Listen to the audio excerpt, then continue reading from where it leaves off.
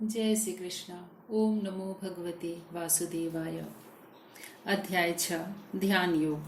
श्री भगवान उवाच अनाश्रितः कर्मफलं कार्यं कर्म करोति यः स सन्न्यासी च योगी च न निरग्निः न चाक्रियः। यं सन्न्यासम् इति प्राहुः योगं तं विद्धि पाण्डव। न ह्यसन्न्यस्तसङ्कल्पो योगी भवति कश्चन। आरुरुक्षो मुनिर्योगं कर्म कारणम् उच्यते। योगारूढस्य तस्यैव शमः कारणम् उच्यते। यदा हि नेन्द्रियार्थेषु न कर्मसु अनुषञ्जते सर्वसंकल्पसन्न्यासी योगारूढ़स्तदुच्यते। श्री भगवान ने कहा, जो पुरुष अपने कर्म फल के प्रति अनासक्त है और जो अपने कर्तव्य का पालन करता है वही सन्यासी और असली योगी है। वह नहीं जो न तो अग्नि जलाता है और न ही कर्म करता है।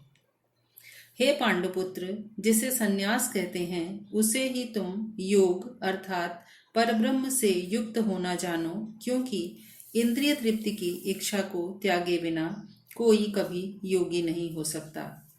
अष्टांग योग के नव साधक के लिए कर्म साधन कहलाता है और योग सिद्ध पुरुष के लिए समस्त भौतिक कार्यकलापों का परित्याग ही साधन कहा जाता है।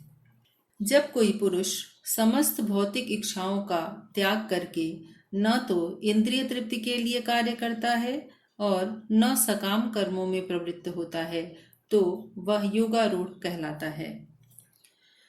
उद्धरेतात्मनात्मानं नात्मानं अवसादयेत् आत्मैव ह्यात्मना बन्धु आत्मैव रिपुरात्मनः।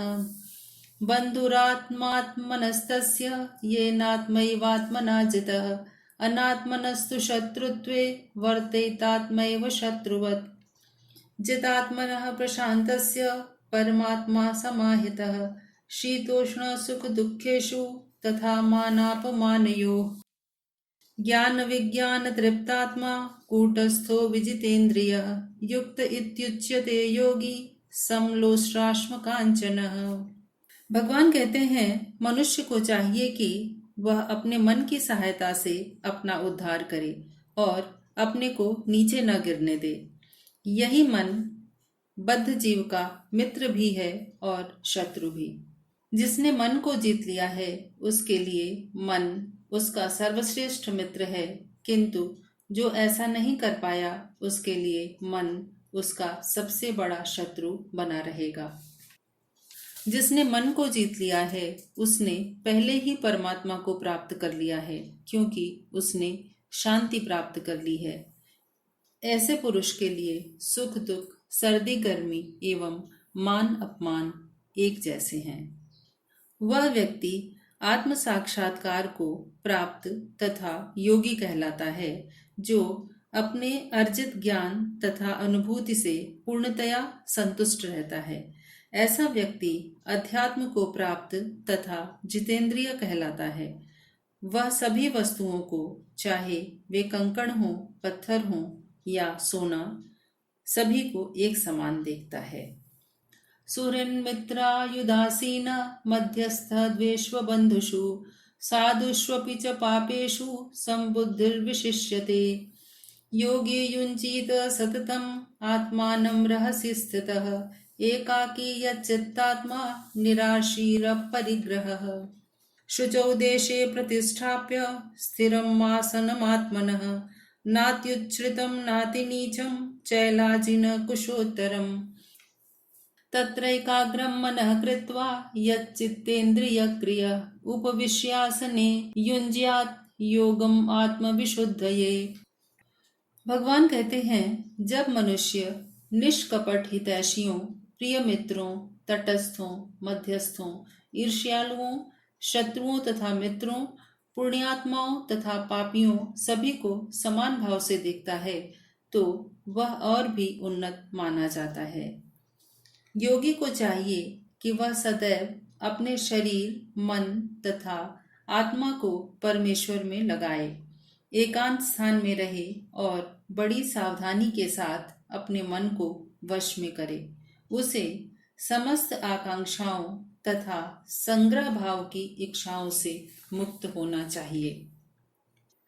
योगाभ्यास के लिए योगी को चाहिए कि वह एकांत स्थान में जाकर भूमि पर कुशा बिछा दे और उसे मृगशाला से ढक दे।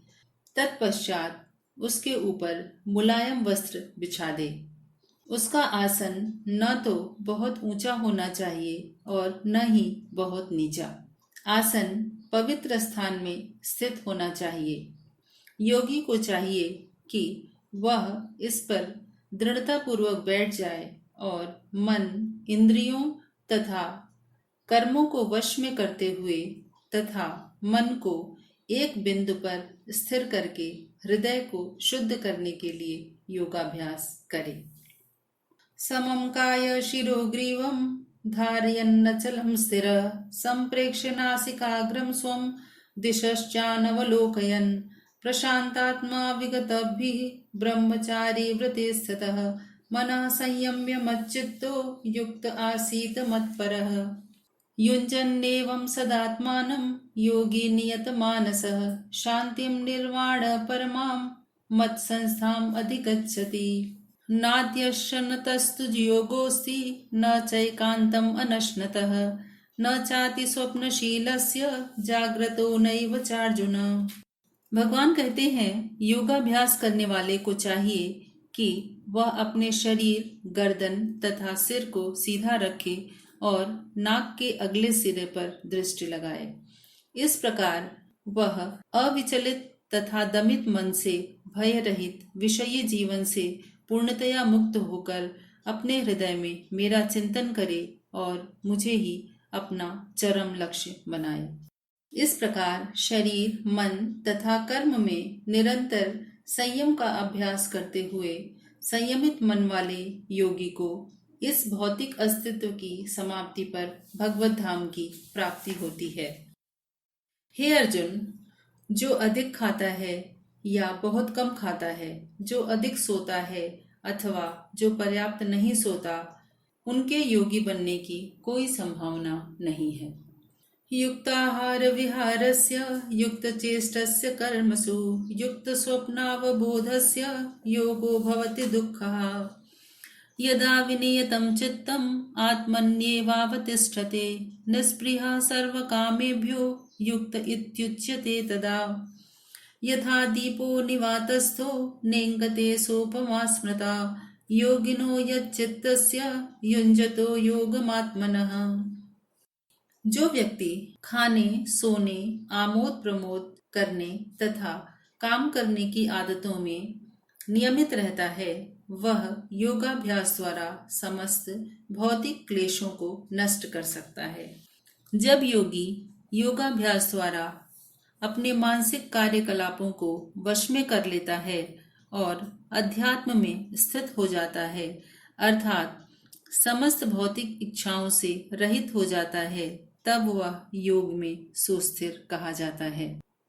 जिस प्रकार दीपक वायु रहित स्थान में हिलता डुलता नहीं है बल्कि स्थिर रहता है, उसी तरह जिस योगी का मन वश में होता है वह आत्म तत्व के ध्यान में सदैव स्थिर रहता है। यत्रोपरमते चित्तं निरुद्धं योग सेवया यत्र चैवात्मनात्मानं पश्यन्नात्मनि तुष्यति सुखम् आत्यन्तिकं यत्तत् बुद्धिग्राह्यम् अतीन्द्रियं वेत्ति यत्र न चैवायं स्थितश्चलति तत्त्वतः यं लब्ध्वा चापरं लाभं मन्यते नाधिकं ततः यस्मिन् स्थितो न दुःखेन गुरुणापि विचाल्यते तम विद्या दुख संयोग वियोगम योग संगीतम। भगवान कहते हैं, सिद्धि की अवस्था में, जिसे समाधि कहते हैं, मनुष्य का मन योगाभ्यास के द्वारा भौतिक मानसिक क्रियाओं से पूर्णतया संयमित हो जाता है। इस सिद्धि की विशेषता यह है कि मनुष्य शुद्ध मन से अपने को देख सकता है और अपने आप में आनंद उठा सकता है। उस आनंदमय स्थिति में वह दिव्य इंद्रियों द्वारा असीम दिव्य सुख में स्थित रहता है। इस प्रकार स्थापित मनुष्य कभी सत्य से विपत नहीं होता और इस सुख की प्राप्ति हो जाने पर वह इससे बड़ा कोई दूसरा लाभ नहीं मानता। ऐसी स्थिति को पाकर मनुष्य बड़ी से बड़ी कठिनाई में भी विचलित नहीं होता। यह निस्संदेह भौतिक संसर्ग से उत्पन्न होने वाले समस्त दुखों से वास्तविक मुक्ति है। स निश्चयेन योक्तव्यो योगो अनिर्विण्णचेतसा संकल्प प्रभवान् कामान् त्यक्त्वा सर्वान् शेषतः मनसैवेन्द्रियग्रामं विनियम्य समन्ततः शनैः शनैरुपरमेत् बुद्ध्या धृतिगृहीतया आत्मसंस्थं मनः कृत्वा न किञ्चित् अपि चिन्तयेत्। यतो यतो निश्चलति मनसः चञ्चलम् अस्थिरम् ततस्ततो नियम्येतत् आत्मन्येव वशं नयेत्। मनुष्य को चाहिए कि संकल्प तथा श्रद्धा के साथ योगाभ्यास में लगे और पथ से विचलित न हो। उसे चाहिए कि मनोधर्म से उत्पन्न समस्त इच्छाओं को निरपवाद रूप से त्याग दे और इस प्रकार मन के द्वारा सभी ओर से इंद्रियों को वश में करे। धीरे धीरे क्रमशः पूर्ण विश्वास पूर्वक बुद्धि के द्वारा समाधि में स्थित होना चाहिए और इस प्रकार मन को आत्मा में ही स्थित करना चाहिए तथा अन्य कुछ भी नहीं सोचना चाहिए। मन अपनी चंचलता तथा अस्थिरता के कारण जहाँ कहीं भी विचरण करता हो, मनुष्य को चाहिए कि उसे वह वहाँ से खींचे और अपने वश में लाए। प्रशांत मन संह्येनं योगिनं सुखमुत्तमम् उपैति शांत रजसं ब्रह्मभूतम् अकल्मषम् युञ्जन्नेवं सदात्मानं योगी विगत कल्मषः सुखेन ब्रह्म संस्पर्शम् अत्यन्तं सुखमश्नुते। सर्वभूतस्थमात्मानं सर्वभूतानि चात्मनि ईक्षते योगयुक्तात्मा सर्वत्र समदर्शनः यो मां पश्यति सर्वत्र सर्वं च मयि पश्यति तस्याहं न प्रणश्यामि स च मे न प्रणश्यति। भगवान कहते हैं, जिस योगी का मन मुझ में स्थिर रहता है वह निश्चय ही दिव्य सुख की सर्वोच्च सिद्धि को प्राप्त करता है। वह रजोगुण से परे हो जाता है और परमात्मा के साथ अपनी गुणात्मक एकता को समझता है। इस प्रकार अपने समस्त विगत कर्मों के फल से निवृत्त हो जाता है। इस प्रकार योगाभ्यास में निरंतर लगा रहकर आत्मसंयमी योगी समस्त भौतिक कल्मश से मुक्त हो जाता है और भगवान की दिव्य प्रेमा भक्ति में परम सुख प्राप्त करता है। वास्तविक योगी समस्त जीवों में मुझको तथा मुझ में समस्त जीवों को देखता है। निस्संदेह स्वरूप सिद्ध व्यक्ति मुझ परमेश्वर को सर्वत्र देखता है। भगवान कहते हैं, जो मुझे सर्वत्र देखता है और सब कुछ मुझ में देखता है उसके लिए न तो मैं कभी अदृश्य होता हूँ और न वह मेरे लिए अदृश्य होता है। सर्वभूत स्थितं यो मां भजत्येकत्वम् आस्थितः सर्वथा वर्तमानोऽपि स योगी मयि वर्तते। आत्मौपम्येन सर्वत्र समं पश्यति योऽर्जुन सुखं वा यदि वा दुःखं स योगी परमो मतः।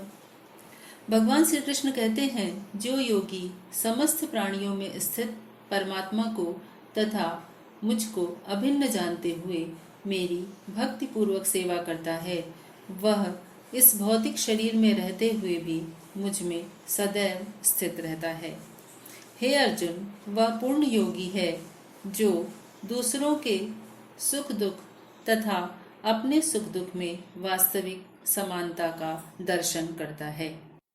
अर्जुन उवाच योऽयं योगस्त्वया प्रोक्तः साम्येन मधुसूदन एतस्याहं न पश्यामि चञ्चलत्वात् स्थितिं स्थिराम् चञ्चलं हि मनः कृष्ण प्रमाथि बलभद्रणम् तस्याहं निग्रहं मन्ये वायोरिव सुदुष्करम्। अर्जुन ने कहा, हे मधुसूदन, क्योंकि मन चंचल तथा अस्थिर है, इसलिए आपने जिस योग पद्धति का संक्षेप में वर्णन किया है वह मेरे लिए अव्यवहारिक प्रतीत हो रही है। हे कृष्ण, चूंकि मन चंचल, उच्छृंखल, हठीला तथा अत्यंत बलवान है, अतः इसे वश में करना मैं वायु को वश में करने के समान कठिन समझता हूँ। श्री भगवान उवाच, असंशयं महाबाहो मनो दुर्निग्रहं चलम् अभ्यासेन तु कौन्तेय वैराग्येण च गृह्यते असंयतात्मना योगो दुष्प्राप इति मे मतिः वश्यात्मना तु यतता शक्यो अवाप्तुम उपायतः। भगवान श्री कृष्ण ने कहा, हे महाबाहु कुंती पुत्र, निस्संदेह चंचल मन को वश में करना अत्यंत कठिन है, किंतु उपयुक्त अभ्यास तथा विरक्ति के द्वारा ऐसा संभव हो सकता है। जिसका मन उच्छृंखल है उसके लिए आत्म साक्षात्कार अत्यधिक कठिन कार्य होता है, किंतु जिसका मन संयमित है और जो समुचित उपाय करता है उसकी सफलता निश्चित है, ऐसा मेरा मत है। अर्जुन उवाच, अयति श्रद्धयोपेतो योगाच्चलितमानसः अप्राप्य योग संसिद्धिं काम गतिं कृष्ण गच्छति कच्चिन्नो भय विभ्रष्टश्छिन्नाभ्रमिव नश्यति अप्रतिष्ठो महाबाहो विमूढ़ो ब्रह्मण पथि एतन्मे संशयं कृष्ण छेतुम् अर्हस्य शेषतः त्वदन्यः संशयस्यास्य चेतान युपपद्यते। अर्जुन ने कहा, हे कृष्ण, उस असफल योगी की क्या गति होती है जो प्रारंभ में श्रद्धा पूर्वक आत्म साक्षात्कार की विधि ग्रहण करता है, किंतु बाद में भौतिकता के कारण उससे विचलित हो जाता है और योग सिद्धि प्राप्त नहीं कर पाता। हे महाबाहु कृष्ण, क्या ब्रह्म प्राप्ति के मार्ग से भ्रष्ट हुआ ऐसा व्यक्ति आध्यात्मिक तथा भौतिक दोनों ही सफलताओं से च्युत नहीं हो जाता और छिन्न भिन्न बादल की भांति विनष्ट नहीं हो जाता, जिसके फलस्वरूप उसके लिए किसी लोक में कोई स्थान नहीं रहता। हे कृष्ण, ये मेरा संदेह है और मैं आपसे इसे पूर्णतया दूर करने की प्रार्थना कर रहा हूँ। आपके अतिरिक्त अन्य कोई ऐसा नहीं है जो इस संदेह को नष्ट कर सके। श्री भगवान उवाच, पार्थ नैवेह नामुत्र विनाशस्तस्य विद्यते न हि कल्याणकृत् कश्चित् दुर्गतिं तात गच्छति प्राप्य पुण्यकृतां लोकान् उषित्वा शाश्वती समा शुचीनां श्रीमतां गेहे योगभ्रष्टोऽभिजायते अथवा योगिनामेव कुले भवति धीमताम् एतद्धि दुर्लभतरं लोके जन्म यदीदृशम् तत्र तं बुद्धिसंयोगं लभते पौर्वदेहिकं यतते च ततो भूय संसिद्धौ कुरु नंदन। भगवान श्री कृष्ण ने कहा, हे पृथापुत्र, कल्याण कार्यों में लगे हुए योगी का न तो इस लोक में और न ही परलोक में विनाश होता है। हे मित्र, भलाई करने वाला कभी बुराई से पराजित नहीं होता।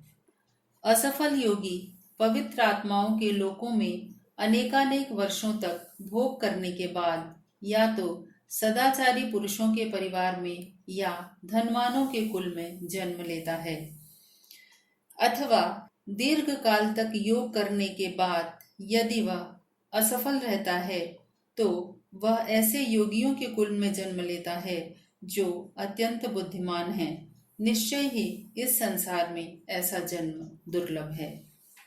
हे कुरुनंदन, ऐसा जन्म पाकर वह अपने पूर्व जन्म की दैवी चेतना को पुनः प्राप्त करता है और पूर्ण सफलता प्राप्त करने के उद्देश्य से वह आगे उन्नति करने का प्रयास करता है। पूर्वाभ्यासेनैव तेनैव ह्रियते यवशोऽपि सः जिज्ञासुरपि योगस्य शब्द ब्रह्माति वर्तते प्रयत्नाद्यतमानस्तु योगी संशुद्ध किल्बिषः अनेक जन्म संसिद्ध ततो याति परां गतिम्। तपस्विभ्यो अधिको योगी ज्ञानिभ्योऽपि मतोऽधिकः कर्मिभ्यश्चाधिको योगी तस्मात् योगी भवार्जुन। योगिनाम् अपि सर्वेषां मद्गतेन अंतरात्मना श्रद्धावान भजते यो मां समे युक्ततमो मतः। भगवान श्री कृष्ण कहते हैं, अपने पूर्व जन्म की दैवी चेतना से वह न चाहते हुए भी स्वतः योग के नियमों की ओर आकृष्ट होता है। ऐसा जिज्ञासु योगी शास्त्रों के अनुष्ठानों से परे स्थित होता है और जब योगी समस्त कल्मश से शुद्ध होकर सच्ची निष्ठा से आगे प्रगति करने का प्रयास करता है तो अंततो गत्वा अनेकानेक जन्मों के अभ्यास के पश्चात सिद्धि लाभ करके वह परम गंतव्य को प्राप्त करता है। योगी पुरुष तपस्वी से, ज्ञानी से तथा सकाम कर्मी से बढ़कर होता है। अतः हे अर्जुन, तुम सभी प्रकार से योगी बनो और समस्त योगियों में से जो योगी अत्यंत श्रद्धापूर्वक मेरा परायण है, अपने अंतःकरण में मेरे विषय में सोचता है और मेरी दिव्य प्रेमा भक्ति करता है, वह योग में मुझसे परम अंतरंग रूप में युक्त रहता है और सबों में सर्वोच्च है। यही मेरा मत है। इस प्रकार श्रीमद् भगवद गीता का 6वां अध्याय ध्यान योग संपूर्ण होता है। जय श्री कृष्ण।